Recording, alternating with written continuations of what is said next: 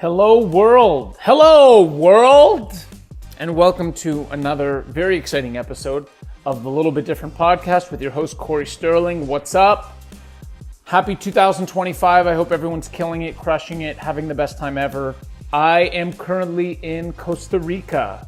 I am in a small beach town in the South Caribbean coast of Costa Rica called Puerto Viejo. Y me encanta. And I love it here. I love it. I'm having an amazing time. And what started out as originally maybe a 10-day trip to Colombia has extended into what will be Colombia, Costa Rica, and Nicaragua adventures. I'm excited to share this episode because I had one of those unique traveling experiences when I was in Colombia, visiting a really, really special place that I want to take some time to talk about today, because it's worth sharing. And if there's someone who's listening who loves travel, loves adventure, and has a bucket list of amazing places in the world to go visit, the place that I'm going to talk about today is one of those. And so I just want to give a little bit of context and background about the intention and how the trip took place. The intention of recording this episode is to share with you some amazing travel adventures and experiences.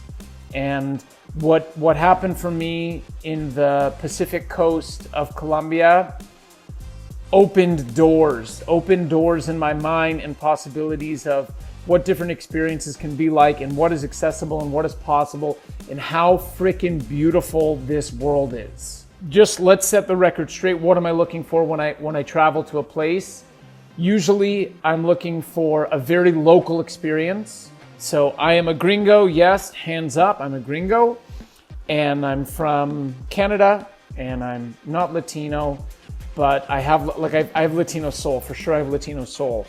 As a gringo and as a traveler, I'm always trying to find where the local people are, where the local people hang out, what it is that they do, and just understand more about their life. For me, travel always is learning from the environment and learning from the people who I'm around. And the further I can be from something that is, let's say, commercial or mainstream or highly accessible by others, the less drawn I am to it, and the more unique an experience can be where I look around and I'm just like, how did I get here? How did I get here and what am I doing here? And how cool is it that I get to connect with these people and have these experiences? And what took place in Colombia, in Nuqui, specifically Playa Termales, was one of those experiences where I was just there. I was so happy. I was like, this is the coolest place. I can't wait to share this with this awesome community and talk a little bit about what happened. So when I travel, what I'm looking for is a place that is not really well known, that's not mainstream, that's not popular, and ideally a place that hasn't really been affected by Western, let's say, North American culture. So going around the world, and I've been around the world for years now, and I continue to go around the world, and some destinations in some places, it's unavoidable. As an example, Bali. Like Bali or Mexico are two places that I spent a lot of time in 2024, and they're amazing, and they have all of their own unique qualities that make it very, very special. But for the most part, unless you really, really, really make an effort to go far and go off the grid and go off the map, which I didn't have an opportunity to do that, the experiences that you're going to get, you're usually going to be surrounded with other foreigners or other expats or other people who are travelers, because those destinations are so epic and so awesome and have so much draw for people around the world to come visit because they're so special. But what took place in Nuqui and Playa Termales was an amazing experience where I was surrounded by Colombians. I was in Colombia, surrounded by Colombians, and I really, really got an opportunity to see what life is like in a very, very remote part of Colombia, and be in perfect nature. And for me, that's what I'm always looking for, what I always want. So when you're choosing a destination about where you want to go, obviously these are factors that are important to consider. And I just recently left Nuqui, so I think this is the perfect time to share about the experience and the fun and the adventures that we got up to while we were there.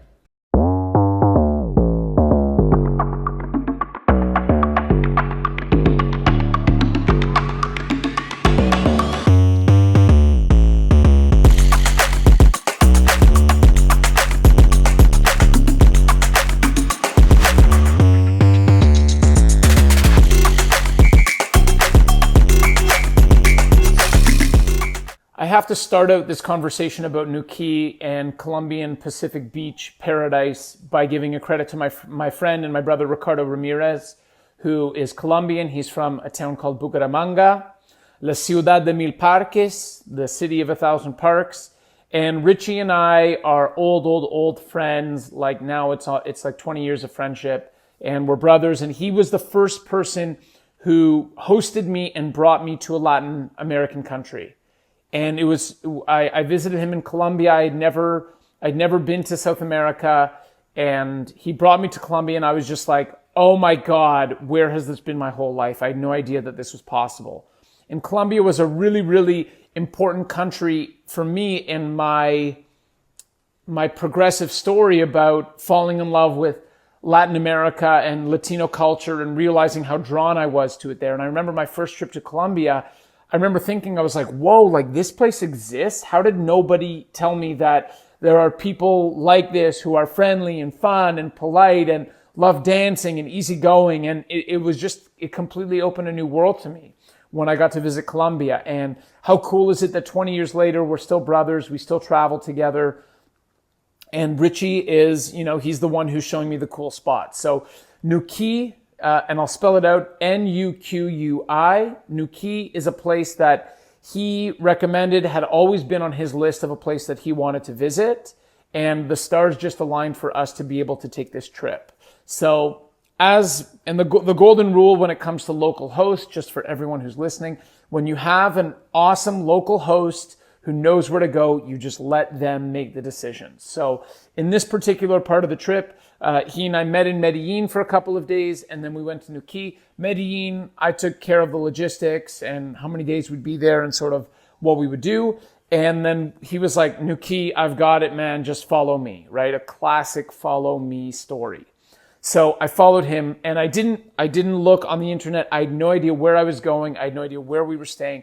I had no idea what to expect. And I think it's also fair to say that that's a very, very good approach to generally have in life. If you're not expecting things and you don't have an idea of what it's going to be, you can really let it be all of the possibilities and then have those possibilities unfold for you, which was the experience that I was lucky enough to have.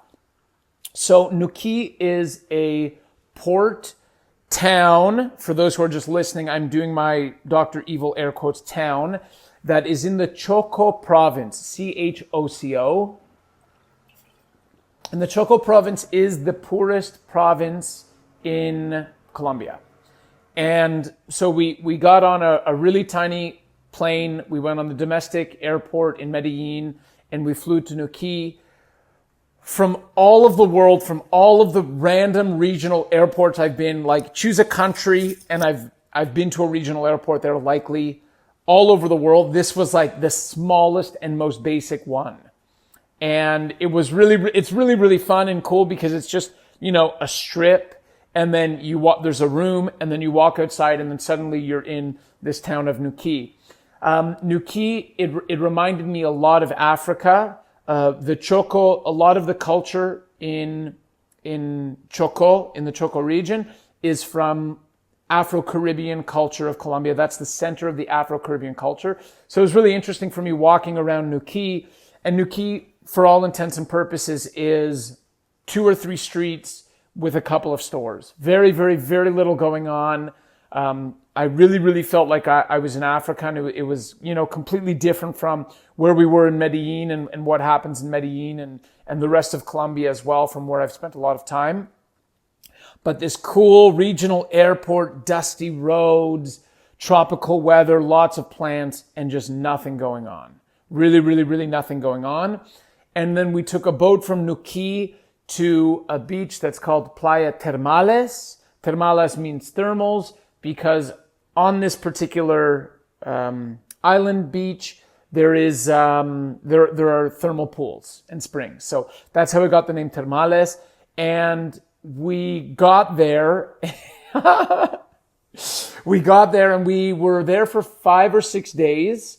And all just like that first walk from, you take a boat, it's an hour boat ride, beautiful, beautiful, untouched, completely pristine jungle. And like Nuqui is so pristine and so remote and so natural. and so untouched. And it's amazing because you go from Nuqui on a boat and you go through a little bit of a river and then you get out to the Pacific Ocean and then you're cutting across a variety of islands and stretch of jungle land to get to Termales.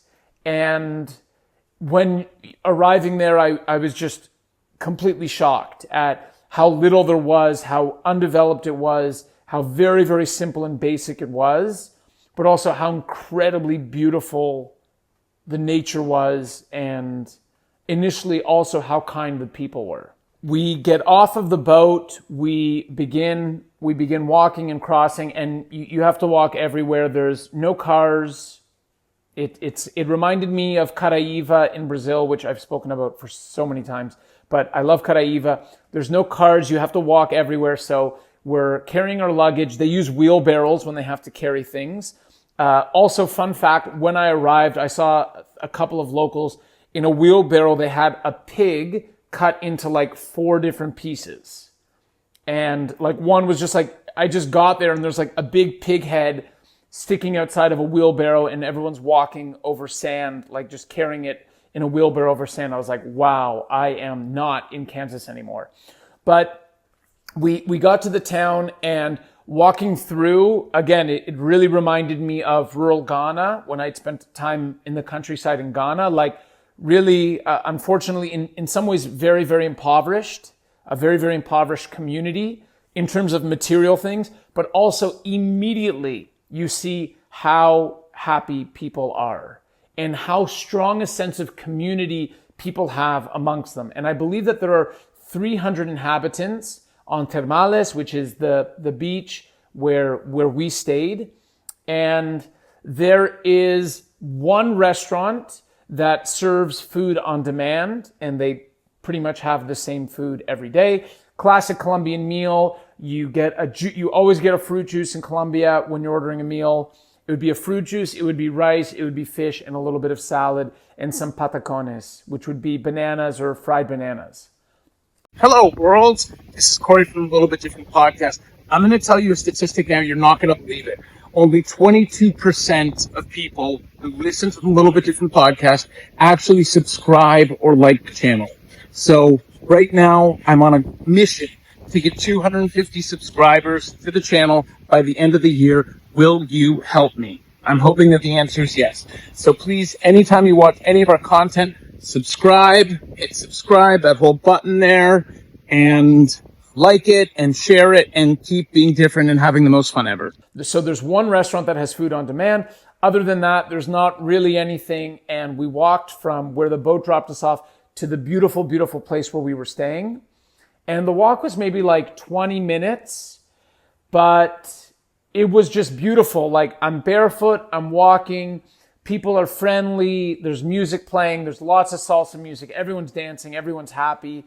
And all of the kids are playing. It's amazing just to see kids playing in the street together. And you can see how all of these kids grow up together in a community. And there's no question that, one family looks after the other. You can just tell that everyone takes care of each other and everyone supports each other and they're all one community together, which was really beautiful to see. The nature was phenomenal, absolutely nothing short of phenomenal. It was absolute pure, beautiful jungle. I'm going to talk about the hike that we took.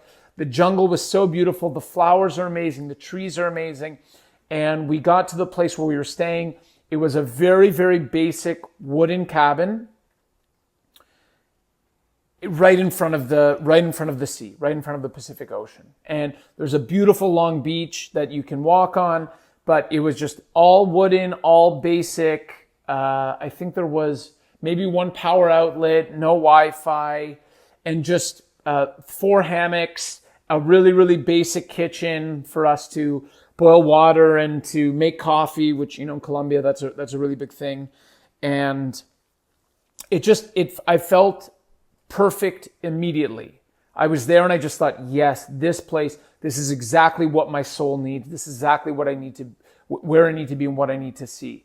And for me, the title of the episode is Nuqui, a New Hope, because it's so refreshing when you can be somewhere so remote, somewhere you never knew existed, somewhere you didn't know anything about, and you're just there and you feel so at home and so comfortable. And we were there for, again, 5 or 6 days, and every day I just felt better and better and better. And my friend Richie, he's an amazing, amazing person, an amazing friend. We would wake up, we would meditate together. He would read, I would journal, we would go for walks on the beach. Sounds very, very romantic. And it was just perfect. And it was, the reason why it was perfect is because 100% of the time we were in nature. And the cabin obviously was closed, so there was a roof, but one night there was a crazy rainstorm, and there's just no more of a delicious feeling than lying in a wooden cabin in the jungle in front of the beach, where it's so beautiful with so many trees and so many animals. It's just so much natural beauty where you see and really appreciate what is possible and how it's possible to live.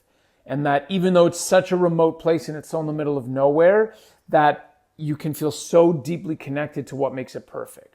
In terms of the activities for what's available to do on the island, Nuquí and Termales are known for whale watching when it's in season. I believe the season is July to September.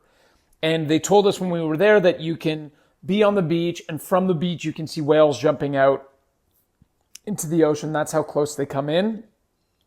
For us, it obviously wasn't in season, but there are surrounding beach towns that you can, like, sometimes you have to like swim a little bit from one beach to the other, but you can walk like 3 kilometers one way and you can walk 3 kilometers the other way. And in that particular area, you can just explore. And it just, again, it felt like, it reminded me of Ilha Grande in Brazil. It reminded me of my time in Ghana, living at an eco-village beach. Like, it was just really, really pure, beautiful nature. In terms of things to do, there's not that much to do. And again, you can go to the thermal pools, which we did. We had a really, really fun time when we did that. We went on a hike with an epic guide named Gelson's, which I'm going to talk about in a second. And otherwise, it's just slow days. You know, there's no gym, which for me initially that was a little bit, challenging not to lift weights, because it's a really big part of my routine. But it was an opportunity to be away from all of the things that I'm normally surrounded by. And I think that also is, when you're talking about a reset or doing something unique or doing something different, it's so helpful to do that. And we really didn't have much to do, and there weren't that many other people. It was like, obviously for New Year's, when it's New Year's, you'd think there'd be a big party or a big thing. And it was very, very, very low key, like maybe 20, 25 people who were out at the one bar that's in town. And Richie and I sat on the beach. There were a little bit of fireworks, but super low key, not a lot of people, really, really rustic, really, really basic, but so completely beautiful. And I think that what's so special about those opportunities is you really get it. You have an opportunity to forget yourself. And I think that, I shared an episode about my time at the Dr. Joe Dispenza meditation retreat, and how such a big part of that experience was abandoning my routine, abandoning my stories, not doing the things that I always do, not checking email, not doing this, not working, not like when you can really be so far away and just in nature. It takes a moment for things to crystallize and for you to connect in that particular way. But when you do, you realize you can forget yourself. You give yourself space to forget all of the stories that your ego creates in your life about what you have and what you don't have, and why you're right, and these people and that, and all of the chatter that just goes on in our monkey mind all of the time. It's just a really great opportunity for silence. And another thing that was really special about this trip, and again, I really credit my friend Richie for this, was just like completely being unplugged.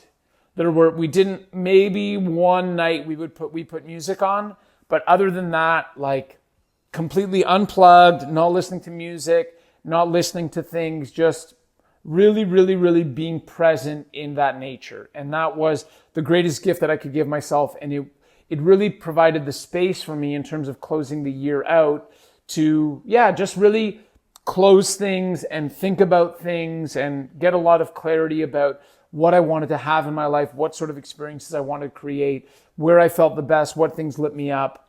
And Termales was such a big part of that. In terms of the food, it was very, very interesting.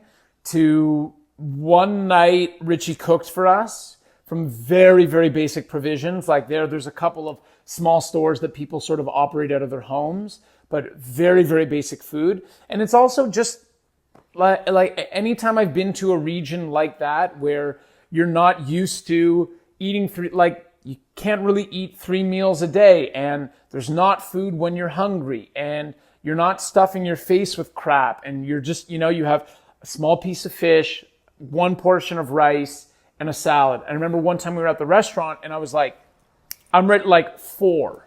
Give me 4 meals. I want all of these 4 meals. Like, I've got all of this money I want to buy. And the woman's like, we can't sell you more than 1 because we don't have enough for everyone.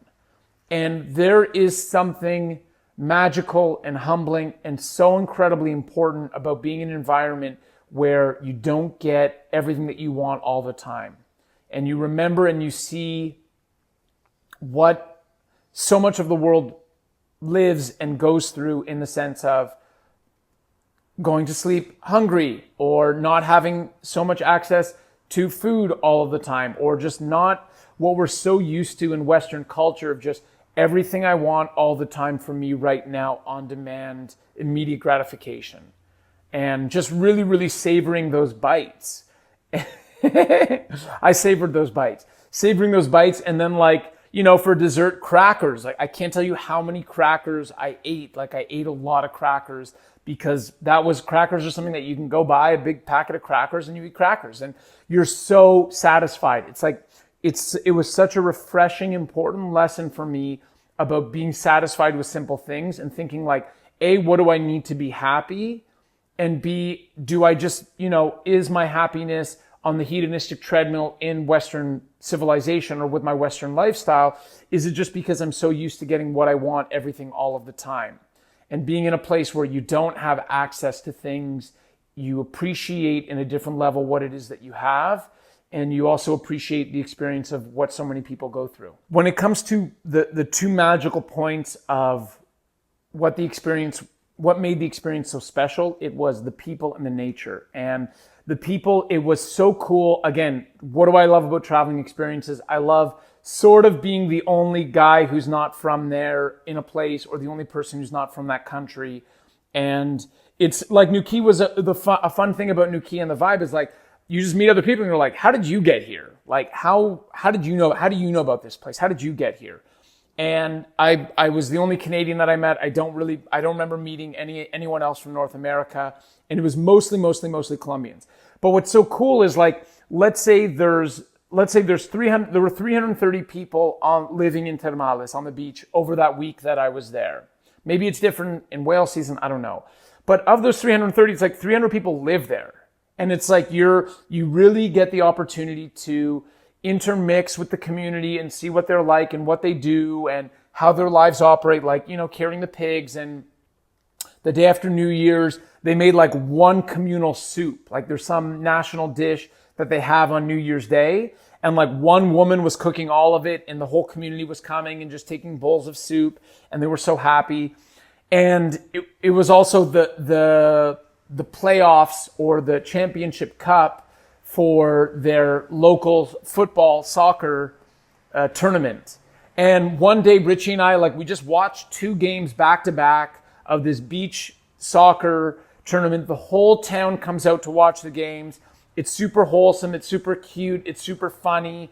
And you just really get an amazing perspective about what life is like there. And the people also, it has to be said, were so incredibly friendly. They're so incredibly friendly. It was just, people are warm and welcoming and kind and happy. And I know that it's so hard for us to grasp, but the people who I met there and who we spoke with, the quality of living that they have is so significantly different to us. If I think about my friends, we'll talk about net worth and value and properties and assets. These people, that's not part of the conversation. Very, very, very basic living quarters, living standards, very, very simple, very, very basic. but the people are they smile, they're happy, they're kind. I know that they have a lot of challenges in their life for certain, like survival is a challenge, but they're part of a community. They support each other. They're happy. They play with each other. And you just learn so much about what this whole human equation comes down to in terms of fulfillment and support and happiness. Like, why do we do all of the things that we do in our lives? We want to feel fulfilled. We want to feel happy. We want to feel like we're contributing. We want to feel like we're part of service. We want to feel like we're living our purpose. All of those things. And the experience that I had in Nuqui was just such an interesting switch to flip, where just a reminder like, oh yeah, it's different. And it's not, a lot of the conversations I have with my Western friends are different than the sort of conversations or interactions or experiences that I had there. The highlight of the trip for both Richie and I, anytime I travel, I always give out an award to character of the trip, which is someone who you didn't know before the trip, who you met that made such a lasting and positive impact. There was a kid, I guess he's a kid because, I don't know, he's younger than me, so it felt like he was a kid.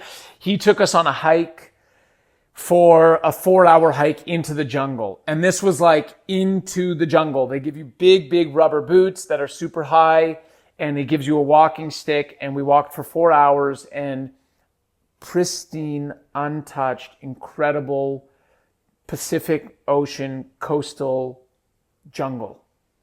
And it was so special walking around with him, hearing his stories, him explaining a little bit of the history of Termales and the area and what's happening and what his life is like and what he does and what, where they do. He's building like a little home for himself in the jungle, like, wow. I don't know, maybe like 3 kilometers into the jungle, he's just building a spot with a beautiful lookout and vista. And it was just so cool. And when we came back on the hike with him, you hike around and there's a lot of rivers, and then you come back through the river. So like you're half swimming, half walking over rocks. And it was this coolest, super raw jungle experience that just, I felt so blessed. And I felt like this is why I travel. This is why I love traveling with friends. These are the experiences that I want to fill my life with. It was just beyond magical. Overall, Nuqui Termales, I would recommend it to anybody. And it was one of those places that when I left, I thought I will be back there. If there comes a time in my life where I have a writing project or I want to go and I just want to focus and write or be present or be offline or be off grid or whatever it is, I will definitely go back to Termales and be part of the community again and live that experience, because it wasn't, I could have stayed another week, and I know that I just would have felt so good having stayed there. So the intention of this podcast was to share a little bit about the experience that we had. Also, we made some friends, which was really cool.